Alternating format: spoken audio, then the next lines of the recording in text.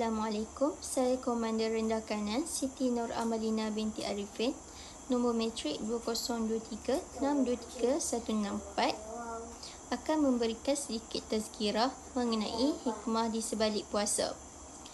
Bismillahirrahmanirrahim. Puasa bukan sekadar ibadah fizikal, tetapi ia juga merupakan satu bentuk latihan rohani yang membawa banyak hikmah dan manfaat. Dalam surah Al-Baqarah ayat 183, Allah berfirman, "Wahai orang-orang yang beriman, diwajibkan ke atas kamu berpuasa sebagaimana diwajibkan ke atas orang-orang sebelum kamu agar kamu bertakwa."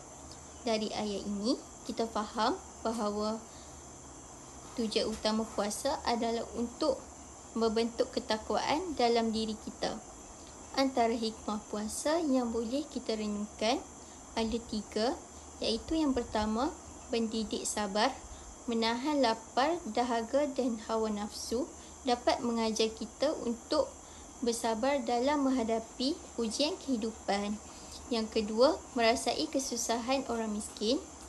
Puasa membantu kita memahami perasaan mereka yang kurang bernasib baik, sekaligus mendorong kita untuk lebih bersyukur dan bersedekah.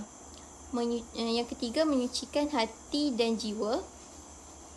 Dengan menahan diri daripada melakukan perkara yang diharamkan, hati kita akan jadi lebih bersih dan dekat dengan Allah.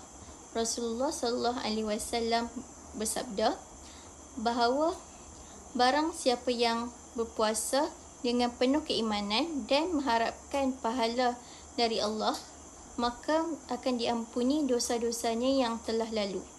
Semoga kita semua dapat menghayati hikmah puasa dan menjadikannya sebagai satu latihan untuk menjadi insan yang lebih bertakwa dan lebih baik di sisi Allah.